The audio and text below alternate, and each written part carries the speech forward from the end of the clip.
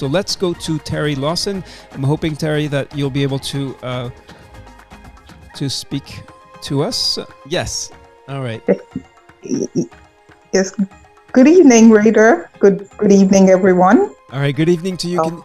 Let's start at the beginning. So this is actually Nancy Dixon's suggestion. Is what she calls the empty chair. So you are filling that chair, Tari. And can you first tell us about yourself? And then, of course, we're going to ask you about that leadership journey, about how you define leadership, how you think about it, what it means, and some concrete examples. But first, tell us who you are, where you're from, what about your work and your life, whatever you'd like to share with us. Okay, good evening, everyone. My name is Tari Lawson. I'm from Nigeria, from the southern part of Nigeria in a state called the River State. I'm a medical doctor. I work in development largely. My area of specialty is public health, specifically infectious diseases and infectious disease control. What else? I think that's much about me professionally. And so what, Tari, you made a comment, I think it was in the third dialogue, let me see. In the fourth one, you said something that struck me. You made a comment and you said change is a process, not a procedure. I said, hey, that's a very interesting way to put it. Tell us the story behind that comment. How did you discover that change is a process, not a procedure? What happened in your work, in your life, to lead you to that realization? Okay. I think I really got that revelation, if I must say, by making mistakes first. My very first leadership position was to head an organization that was providing HIV AIDS related services to rural communities. And I would say that position literally fell on my lap because I wasn't really prepared for it. But I had read that, I was an avid reader, so I'd read so many books about leadership. And so I came in with pretty much a lot of, I'll call it textbook stuff and preconceived ideas of what leadership was. And so when I stepped into my position, my thinking was, look, it's got to be results. We've got to deliver. And to deliver, we've got to do 1, 2, 3, 4, 5 things. And I looked at all the qualities of a good leader. And then I tried to institute some changes in the organization because I thought that we had really fallen behind in terms of meeting our targets. And that required some major structural and, policy changes within the organization. And I was met with so much resistance. And my first response was to fight back. This is the way things should be done. This is the ethical thing to do. So you either fall in line or you fall out, And so I had what I would call a staff rebellion against me. And it was pretty tough. In fact, I'd barely stayed up to a month, and they had written to our headquarters was in Atlanta, US, and the staff had come together and written against me and sent it to the management of the organization at the US, and saying that they didn't like my style of leadership, and and then so fair enough, my supervisors gave me a chance to speak and or to defend myself, and I started listing out my reasons for taking some of the actions that I had taken, such as redefine people's job descriptions, set targets both team targets and individual targets, get them to draw up a development plan. They were pretty much good things, I thought, and so I feel they at the senior management level, they understood what I was trying to do, but I hadn't properly communicated that to my staff. And my staff, I expected the change to just take place because I had changed certain things.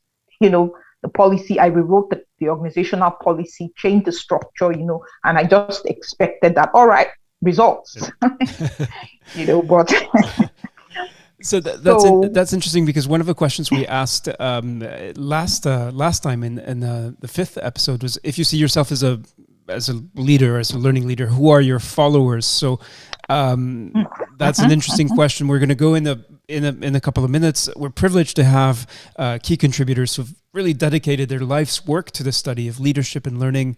And as Aliki and Karen, in this case tonight, listen, as well as Esther Wojcicki, who's just joined us, as they listen, I'd like to ask them to think about what are the insights that you can share from your research when you listen to Tari Lawson's story. What are you hearing?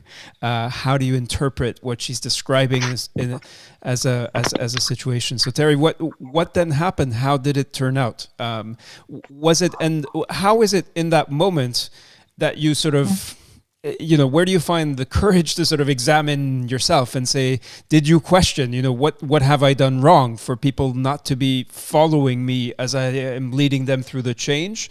Or if not, where did you get the confidence, about the certainty that you had made the right decisions and simply needed to stand by them and defend them? Okay. Yes. So, after the initial, I had a very, very good supervisor. He was an American, really good. And so he came down and he observed me for a while and he said, look, you see, I know you want to build a workforce that is productive, but you can't do that if you don't have a team. So I think one of the things you need to do is team building. So we got a resource person to take us through a team building process for about 2 weeks, where we did a lot of activities together. And so one of the big mistakes I made was I didn't ask for their own perspectives when I was making change. I didn't ask, why are you not achieving results? What are the issues? See, I thought I had the solution because I was the leader to whatever problem. So I didn't seek there. This one of the things I understood. I mean, one of the key messages I got from the team building. And so after that exercise, I sat down with my team, and no longer my workers, no longer my staff, but my team. And we worked together to build a plan, an organizational plan that was realistic.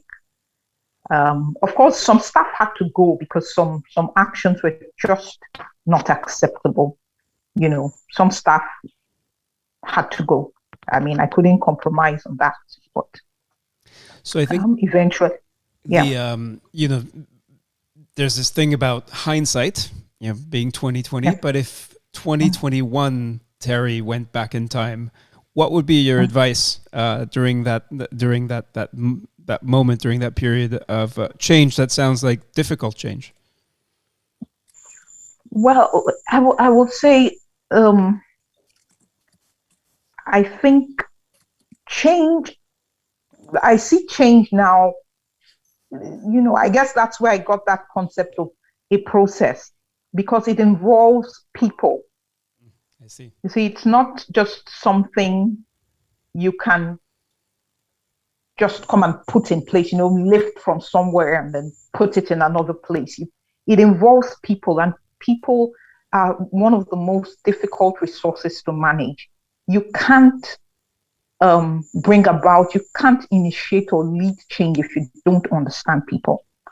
And I think even in and going forward in my journey, I think that's what has helped me most. When I get into a new place, I always try to understand people first. They may Fascinating. not understand. Really a powerful story, Terry.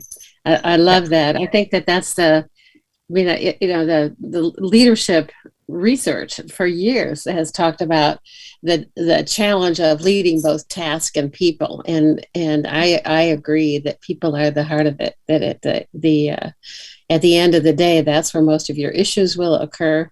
Yeah. And the other, I loved your thing about learning from mistakes, because I think we've all been there. When I was in a leadership role, the other thing I learned, like you said, about looking at who's behind me, I also learned that you can get too far out ahead of your group, right? That you're changing so fast that even though they agree with you, they just can't run as fast as you. Yes. So keeping them tightly close to you. I love your example. Thank you so much, Terry. Yeah, thank you. I would love to hear from Aliki Nicolaides if you have questions or comments or reflections, as well as Esther Wojcicki, who's joined us. Thank you, Esther, for joining tonight, or I believe this morning in your case.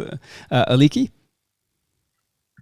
Yes, Terry's story is a familiar one, and I think some of the insights that I've gained through my own research around leadership and learning is just like Karen and Terry are pointing out, this kind of tension between a task and relationship. And for a long time, there was sort of this, I think the overemphasis on productivity, efficiency, problem solving has kind of ruined many leaders in the past, because they forget that you have to hold the tension. It's not task and it's not relationship, it's both. It's a polarity that needs to be managed. It's not a problem to be solved. And I think that's one of the big lessons for leaders, is that our job as leaders is always to create the conditions for everyone else to succeed. Yes. And that is the role of a leader. A good leader knows how to go slow to go fast, knows how to pay attention to the dynamics, wants to be humble and seen vulnerably. And these are things that no one, like